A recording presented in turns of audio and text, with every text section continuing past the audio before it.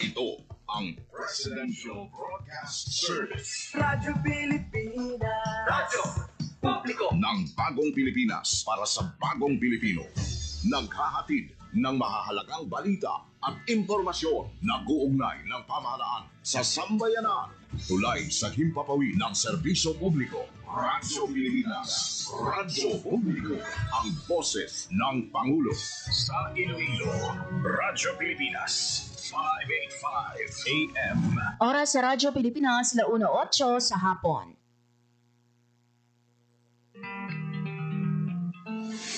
Adlaw-adlaw, Lunes tubto Biyernes, pagdulong sang mga balita. Hitabo, issue kag concern, may kaangtanan sa katilingban, sa kaayuhan, pati na ang sa ikaayong lawas. Halin sa mga concern sa mga bata, sang mga lamharon, nagadinalaga kag nagasinultiro, mga hamtong, professional man o mamumugon, mga tigulang, kabuhi kag paghimakas sang mga ginikanan para sa ila kabataan. Pag-ulikid sang panwa, pagtingob sang pagkasimanwa, para sa ikaayo sang ila kahimtangan. Ini ang Balitang Sosyal.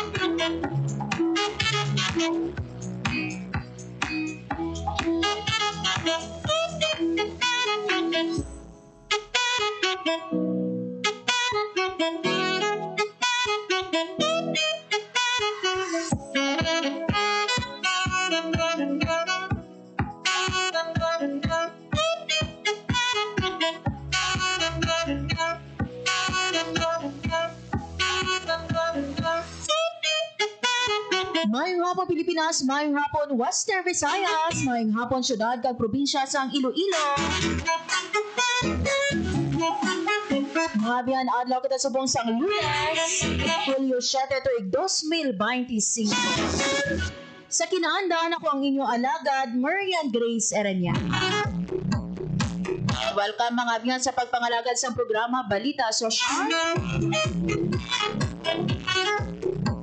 Nakita mga biyan nga Lunes, bulan sang Hulyo. Kamusta no so far ang inyong 2025?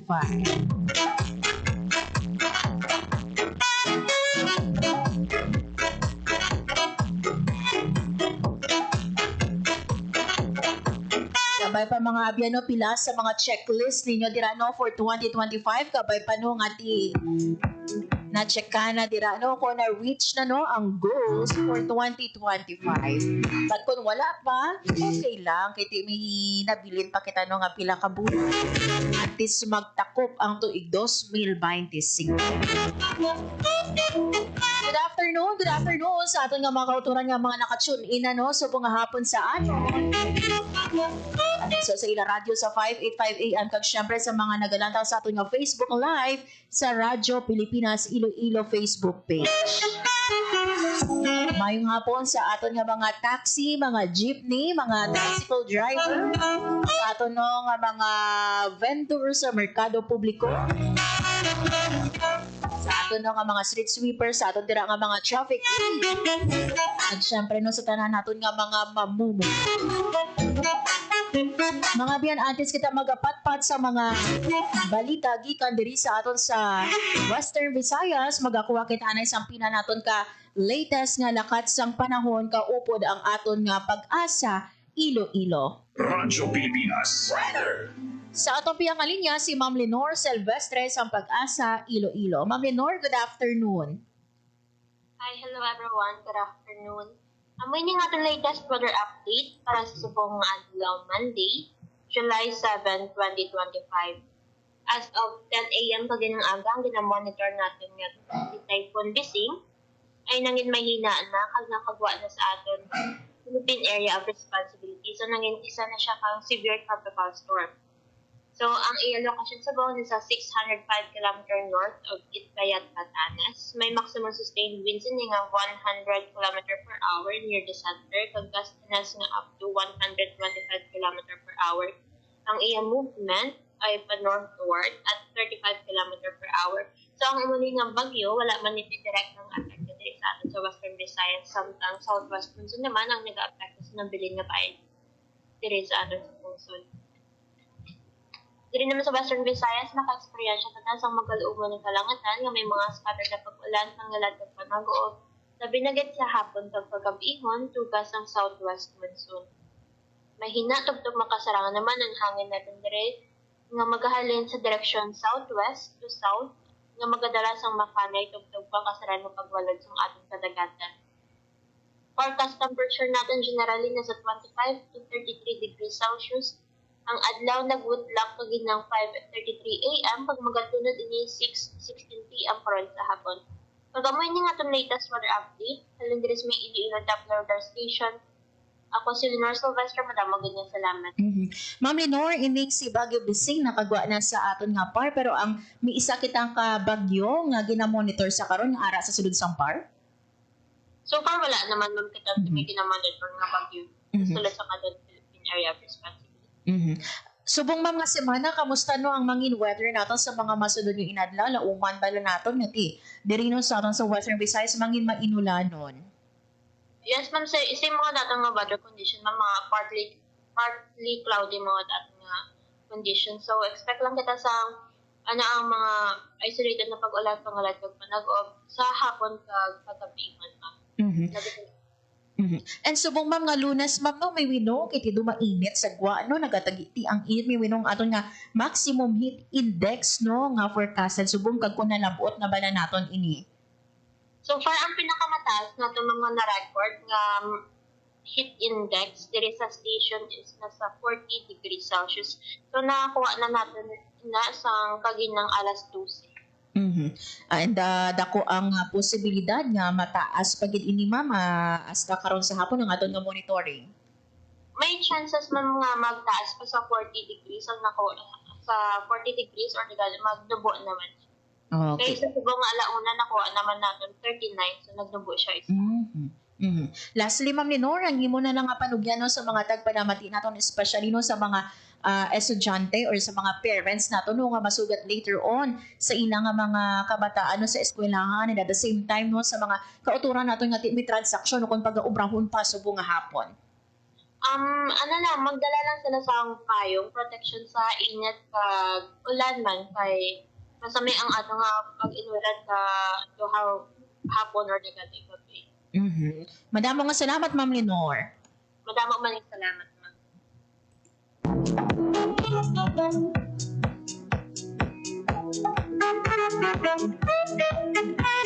There you have it mga abiyan, si Ma'am Lenore Silvestre, ang aton nga weather observer gikan sa Pag-asa, Iloilo.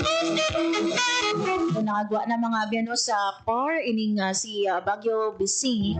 And so far according kay Ma'am Lenore no, wala kita sa may gina-monitor nga another pagid nga bagyo sa sulod man sa Philippine Area of Responsibility. So yung hapon mga abiyan no, as of 1:16 mainit din sa gwa no, nagatagiti ang init according kay Ma'am Lenore mga abiyan no, 40 degrees Celsius ang aton nga record na heat index. Pero as of 1 PM no, nagnubo na ini sa 39 degrees Celsius. Ganino sa mga ginikanan nato no, magdalagit sa inyong nga payong ha, magsugat karon sa inyong kabataan. Or for those no nga di mga transaksyon sa mga hapon, magdalagid sa inyong nga payong. Nakapakot mo basi pala. Karon sa hapon no, gulpihan na magbubo ang ulan.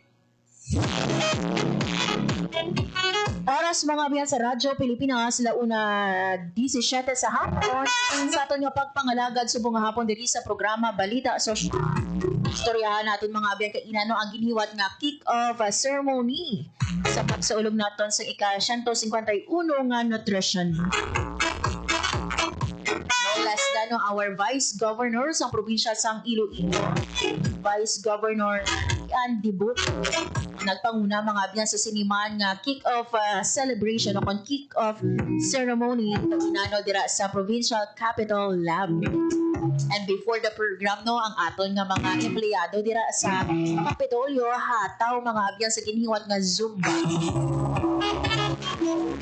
Kabala ka dako no nga importansya that we are celebrating no Nutrition Month. Later on mga abyan ipabati ko sa inyo ang kabayang speech ni Vice Governor Natalie Ann o Vice Governor and the book. Speech man ni Dr. Maria Socorro Quimio ang aton nga Provincial Health Officer and lakit man mga abyan aton nga OIC sa NNC Region 6 Cheryl Sedan. Antaman mga abyan malabot ang aton nga Schools Division Superintendent sa probinsya sang Antique update mga abyan kay tikman dumdumanin nyo last time mga abyan gin-suspend ang face-to-face class sa pila ka mga bulutong sa Pisanan National High School no. Tatlo pa naton ka mga bulutuan matapos kati pangdala no nga mga estudyante sa ospital tapos kati naglain ang pamatch at makatapos no nga makasimpo sang hindi makila ano bala ini chemical bala ini o kung ano nino ang ilang na simpo tingwaan naton mga abyan no si SDS iyo nga malabot later on sa aton man nga pagpangalan. Kaya meantime mga abiyang, tulong kami sa inyo sa pila ka mga pahanong. Balik kita diri sa programa Balita Sosyal.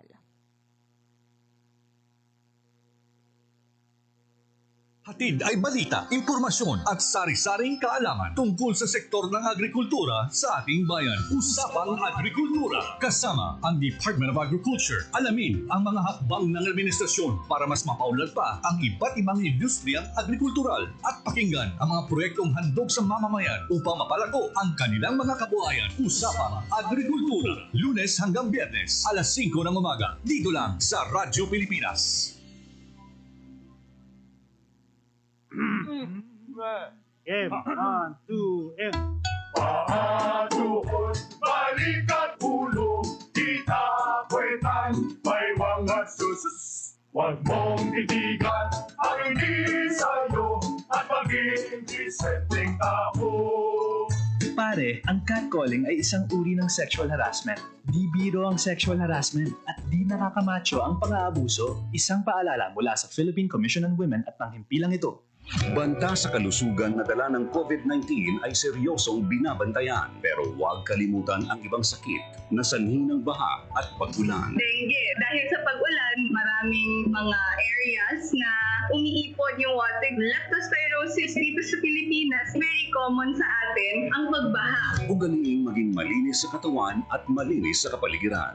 Sa ganitong paraan, siguradong sakit ay maiiwasan. Hanapin natin yung mga breeding ground where insect repellent, baon tayo ng botan, or hintayin natin mawala yung baha. Ngayon, mas nagugugas yung mga tao, mas better yung hygiene. Tayo ang simula. Sa pagiging malinis at maingat, ating malalabanan mga sakit na hatid ng pabago-bagong pihit ng panahon. Isang paalala mula sa Radyo Pilipinas. Sa Philippine Economic Briefing, inilahad ni Pangulong Ferdinand Romualdez Marcos Jr. na unti-unti nang nakakabangon ang ekonomiya ng Pilipinas sa epekto ng pandemya. The country is on its way to a strong recovery from the pandemic and a robust, broad-based growth in the next 6 years. Kanya rin inilatag ang nakikitang solusyon sa inflation at kahirapan sa bansa. We will focus on agriculture as a strong driver for growth. An efficient and modern agriculture sector will ensure food security for all and reduce poverty incidence. Sa huli, kanyang ibinida ang mga hakbang upang masiguro ang pagbangon at ikabubuti ng buhay ng bawat Pilipino. My government will swing the doors even wider for high-value investments from both the domestic and international business communities. More investments mean higher economic activity and more quality jobs, and then a better life for Filipinos. Pangulong Romualdez Marcos Jr. Sa 77th United Nations General Assembly. Sa Radyo Pilipinas. Special coverage.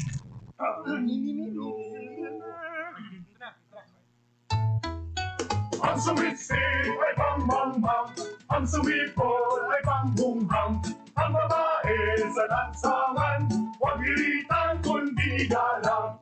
Pare, ang catcalling ay isang uri ng sexual harassment. Di biro ang sexual harassment at di nakakamacho ang pang-aabuso. Huwag iritan kundi galang. Isang paalala mula sa Philippine Commission on Women at ng himpilang ito. This is a public service announcement. Isang paalala mula sa National Telecommunications Commission, National Capital Region o NTC-NCR. Ang kanilang Oplan Contra Text Scams. Oplan Contra Text Scams. Binabalaan ng publiko na sakaling kayo ay makatanggap ng kakaibang text messages sa mga di kilalang numero o di kaya ay mga text messages na may kahina-hinalang mga link. Huwag pansinin, huwag pindutin, huwag i-click ang link. Huwag i-click ang link. Ipagbigay alam agad sa NTC website ntc.gov.ph o kaya sumulat sa kanilang email na contratextcam@gmail.com. Sa mga panahong ito, huwag padaya, maging wais na madla. Makibahagi sa Oplan Contra Text Scam. This is a public service announcement. Public service announcement from PBS, Presidential Broadcast Service, and Radyo Pilipinas. For 53 years, the people suffered from heartless communist terrorists who killed thousands and are killing thousands more. They destroyed families, our youth, and their dreams. There should be accountability for human rights abuses and ISN violations. Our people have had enough of this senseless violence. Thousands have already surrendered for genuine peace and development. Together, victory will be ours. Sana'y tiyakin ng mga magulang kung maipanganak akong malusog. Kumain si nanay na may sustansyang vitamin A panlaban sa infeksyon para din sa mata, balat, bumbunan at mga buto. Ayon, pampabuhay ng dugo at muscles. Ayodin, pang-iwas sa komplikasyon at pagiging abnormal. Importante din ang check-up kay doktor kasi healthy nanay, ganda buhay.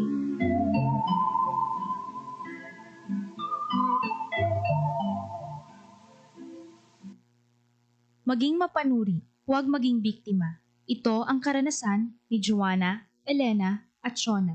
Sinabi niya sa nanay ko, mabibigyan nila ako ng trabaho. Pwede niya daw akong gawing singer. Sa abroad daw. Doon ako pupunta para magtrabaho. Hindi niya sinabi yung trabaho ay sumayaw ng nakahubad. Kinulong ako kasama ng mga ibang babae at hindi pinakain. Umabot ako ng Singapore.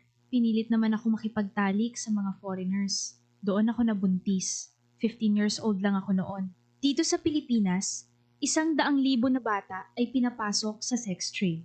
Ang child trafficking ay isang krimen.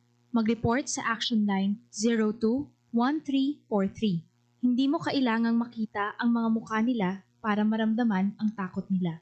Isang paalala mula sa ECPAT Philippines, Interagency Council Against Trafficking, PIA at ng himpilang ito.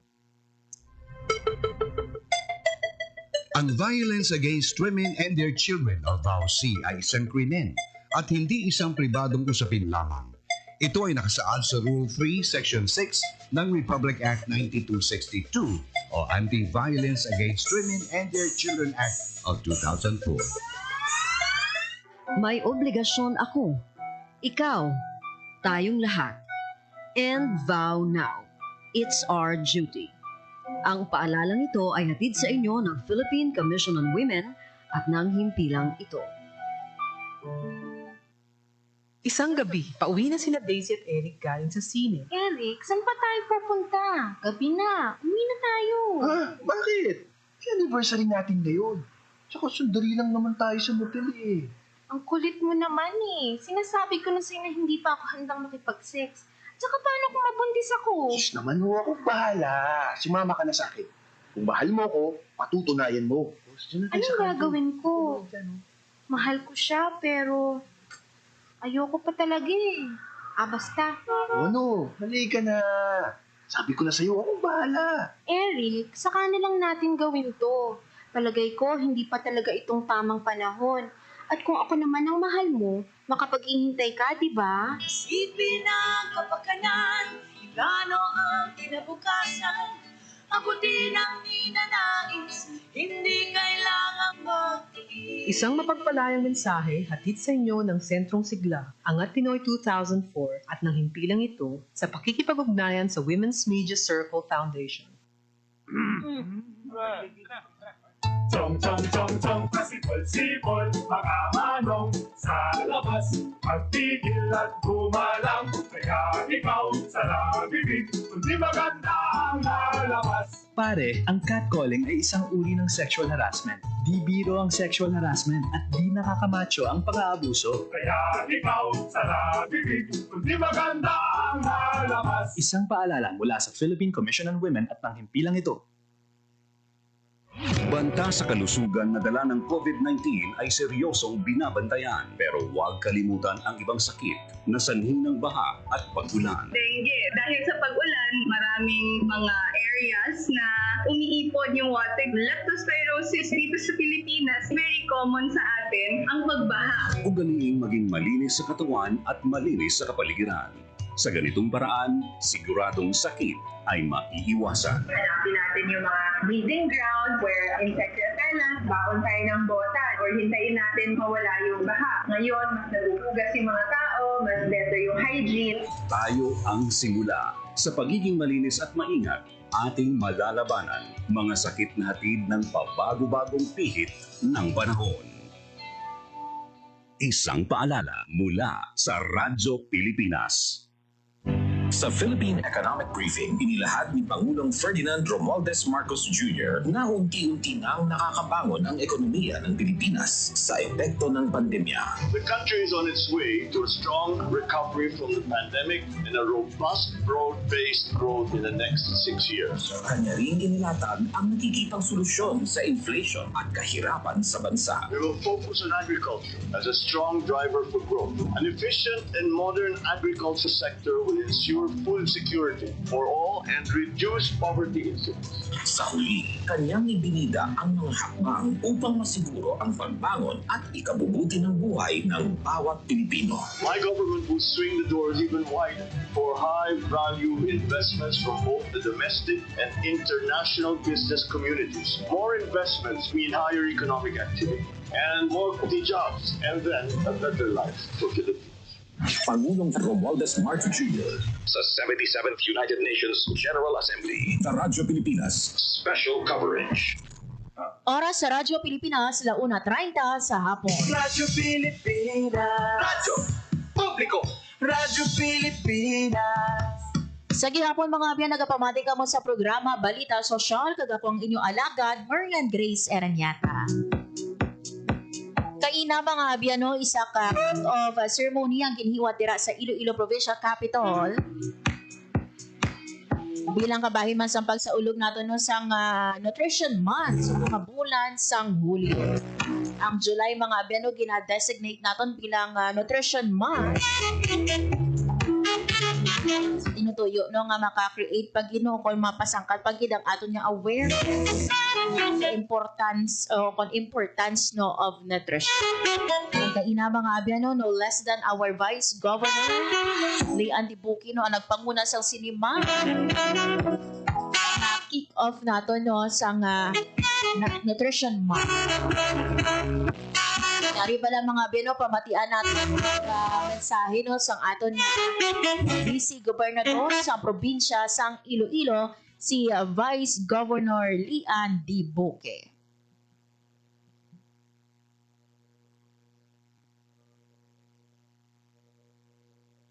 Ginakalipay ko during the bahid sa atong 51st Nutrition Month celebration and my very first Nutrition Month celebration as your Vice Governor.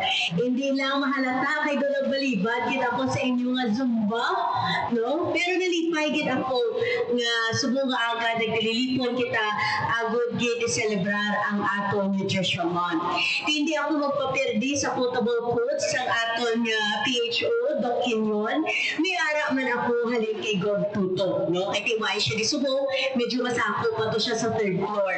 Pero may nagahambal si Gov, Iloilo is an agricultural province and we are proud of that. Hindi ba lang nga nagakaigo nga kung kita ang nagapakaon sa bugos nga pungsod Pilipinas o kung nagaamot sa food security sang aton nga pungsod, hindi ba lang dapat nagakaigo man that we Ilonggos are champion for nutrition. We Ilonggos work together to ensure that everyone have safe, secured, and nutritious food. Hindi ba na? Susubong nga bulan, gina-celebrate ta ang aton Nutrition Month. Ay tiparihos ang aton ng mga gwapahon. Ninauna sa ako nga naghambal, si Ma'am Lenny, si Doc Q, si Ma'am Cheryl. Nutrition is not just a health concern. It is also a social justice issue. It is also an economic issue. It is also a governance issue. A well-fed student performs better in school. A well-fed worker performs better in work and contributes more to our economy. And a well-fed and nourished community is a resilient community. Very important ang nutrition. Pero parehos kaninyo, ako man kung kaisa nagkakalipat. Diba na? Pag-ara ng pagkaon sa atubang ta, kung may fiesta, o kung may mga birthday party, balaan ko gitna kaysa eleksyon, nagdako man ako. O maghambal sila gani, makaon git ako, ilabi na ko may lechon sa akon atubang. Hindi bala, tanan kita, kung may manamit gani ka pagkaon, hindi kita kapugong. Ayhan, subong nga bulan. Hindi lang naton i-renew ang aton commitment sa nutrition sa papel. Kaya nga, when we say call to action, hindi lang ina obligasyon sa aton yung mga kaupod sa gobyerno, upod sa kabaranggayan, upod sa LGU. Ang aton nga selebrasyon sa mga aga, panawagan sa tanan. Aton yung mga kasimanwa, ara nagapirina. Nadaan, we make healthy choices in life, especially in nutrition. Di kahapon, guilty ako. Amo dyan do kaaskad tutunan ko, kay way patay kaon ko tsokolate. Hindi bala? So dapat maging conscious kita. This month, let's build healthy habits. Let's advocate good for healthy nutrition. Gani welcome tagid ang aton ng mga newly elected mga officers, ang aton ng mga volunteers sa BNS, ayhan sa bag-o ng mandato, mas renewed and refreshed ang inyong pangulat sa probinsya kay Iloilo, kay pareho sa aton ng team, sama-sama kita sa nutrisyong sapat para sa lahat. So let this month be a way for us to strengthen our call for action. Let this month be to engage all stakeholders within our community to ensure that we are advocates for change, we are champions for nutrition.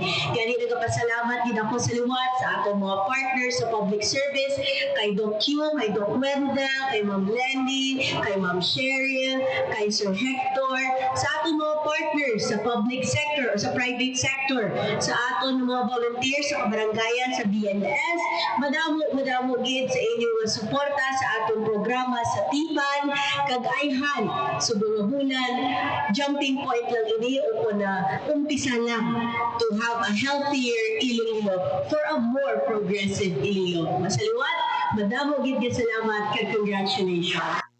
There you have it mga abyan, ang kabayan sa pahayag ni Vice Governor Lian Dibuque sa iya kaina nga pagpanguna sa aton mga kick-off ceremony sa pagsaulog naton sang 51st Nutrition Month sa Iloilo Provincial Capital or Iloilo Provincial Government.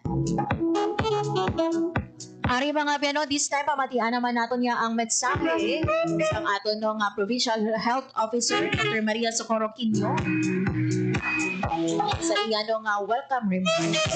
Pamatian naton mga abyan si Dr. Maria Socorro Quino ang aton nga Provincial Health Officer sa Province of Iloilo. So every July, we shine a light on nutrition. But this year's theme, food at nutrition, security maging priority, sapat na pagkain, karapatan natin, carries a louder and more urgent call It reminds us that nutrition is not only a health issue, it is a justice issue. It is a development issue.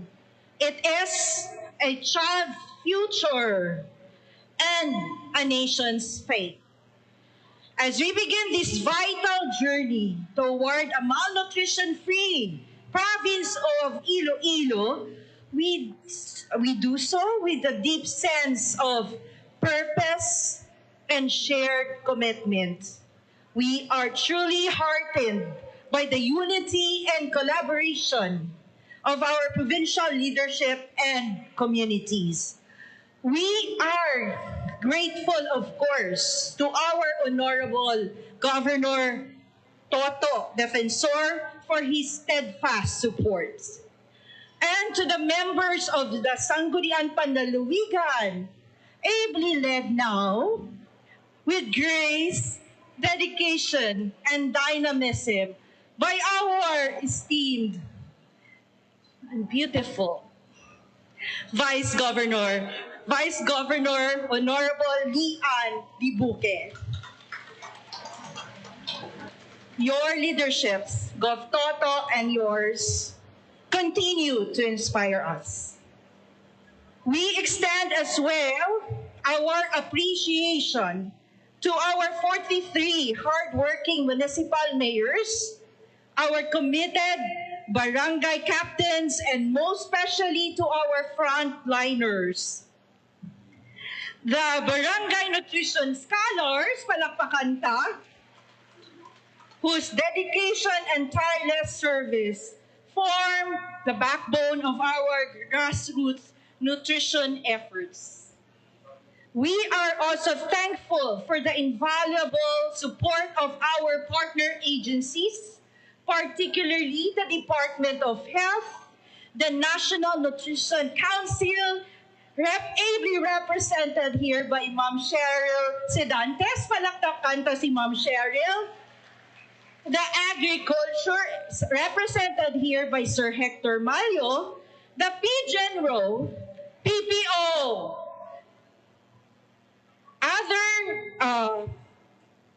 NGAs, NGOs, CSOs, friends from the media, I will not fail to say that, whose technical expertise and collaboration are critical in achieving our goals. Allow me to tell you a story, a familiar one in public health, yet still too often repeated. A child is born, small, underweight. Her mother was undernourished during pregnancy, and even before that, during her own childhood. The child struggles to thrive, sickly, stunted, and behind in school. This is not merely biology. This is the intergenerational cycle of malnutrition, shaped by poverty, inequality, and denial of basic rights, including access to nutritious food. This story should not be the norm. And under the leadership of Governor Arthur Toto Defensor Jr., we in the province of Iloilo have taken bold steps to change this narrative. His vision of a province where no child is left behind in education and dignity and in health is deeply aligned with the Sustainable Development Goals, especially zero hunger, good health and well-being, and reduced inequalities. Governor Toto understands that nutrition is foundational to the development. He always says, health, no. Nutrition and sanitation is basic. Nagputang gina sa ulo ko. nutrition and sanitation is basic. Wala si Gov Toto, pero amo na siyang ginahambal to perme. No? So, we are to build a strong, productive, and resilient Iloilo. We must begin ensuring that every child is nourished, body, mind, and spirit. So today, as we begin this celebration, may we renew our collective commitment. Let us not stop at awareness by having this Nutrition Month celebration. Let us move with urgency, compassion, and purpose. Because behind every statistic is a child, a future, a dream worth fighting for. So let us make this celebration not just ceremonial, but truly meaningful. Let it be a call to action. So let us support our farmers and fisher folks. They are the lifeblood of our food system. So they may be empowered to produce more, earn more. So ang mga vegetables karon the BNSS are that's where they should earn by that. So hindi na kamo magayo ha. 60 pesos amo lang nakadako sa plate. Hindi na pagdugangan kung gusto nyo dugangan. Bayad liwat isa ka plate, take it 120 kung kulang. Okay? So hindi na pag-ayoon. So we will build them to earn better and live with dignity. When we uplift them, we secure the foundation of food security in every household. And by ensuring that there is enough nutritious food on every table, we take a firm stand against malnutrition.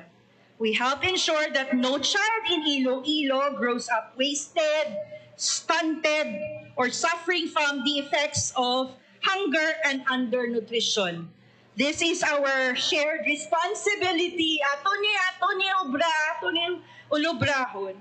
And our shared opportunity to build a province where every child thrives, every family is nourished, and every community is resilient. Remember this when we nourish our land, support our farmers, and care for our children, we nourish the future of Iloilo.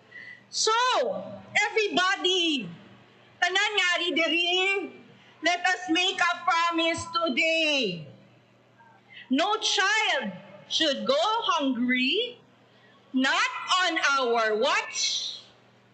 Hindi nga rilo ha, not on our watch. We nourish not in our province.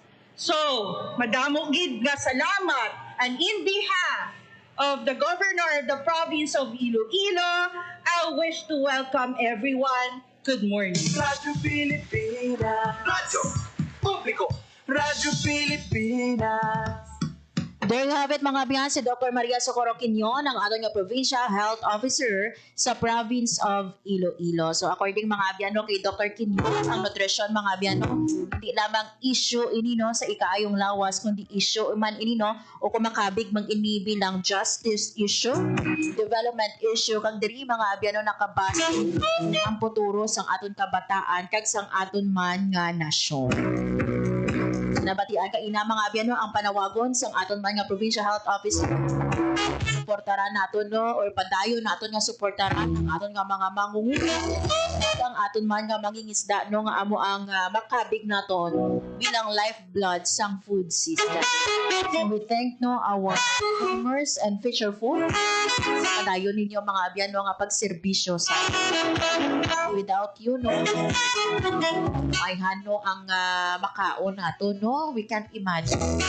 Wala sa pagkaon sa aton nga lamis. So we thank no our farmers and fishermen.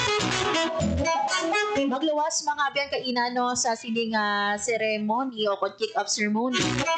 Ara man kaina mga abyan nga ginhiwat nga tanyag no so nanuhay-tuhay mga abyan nga salada no sa aton nga mga kautuhan. So makita kaina mga abyan. Pero ipa-flash namon sa amon nga screen no ang pila mga abyan kaina sa mga pagkaon no nga gintanyag dito no sa Iloilo Provincial Capital Lobby.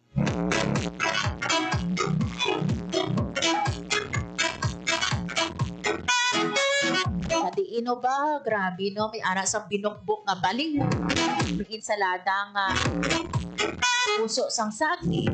May ara man mga abyan no, sang insalada nga langka. May mga atsara, kapayas no, kag may ara man pinya. Kung ara ikaw o ara o makita ninyo sa screen nato no ang pila sa mga tugok no sang aton man nga mga bisita. Ara man sang katong ano sang ang palaya marguso.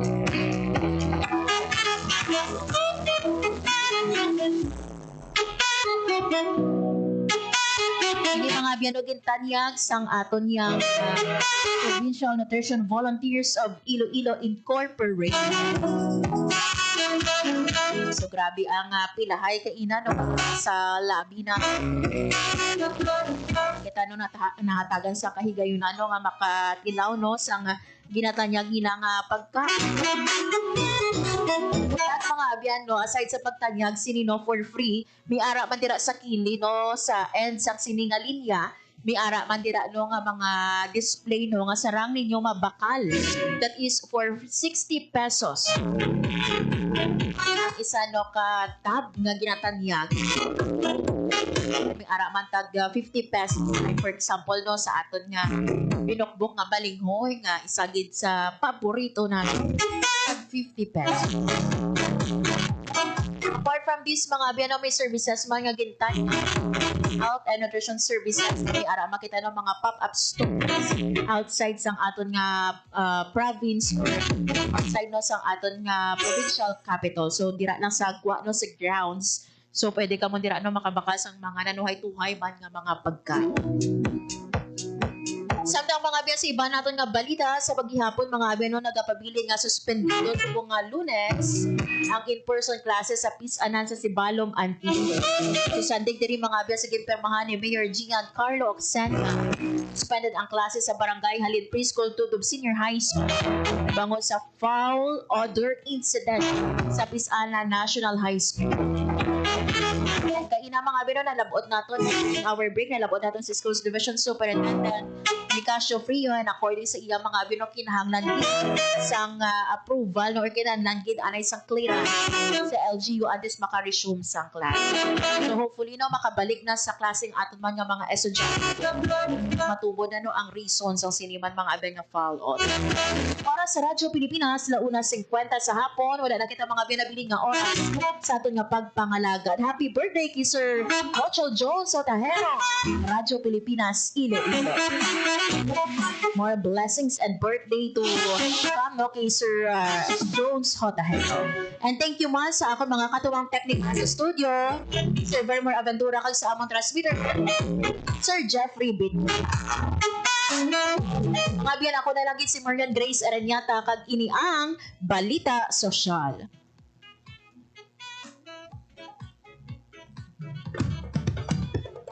Ito ang Presidential Broadcast Service. Radyo Pilipinas.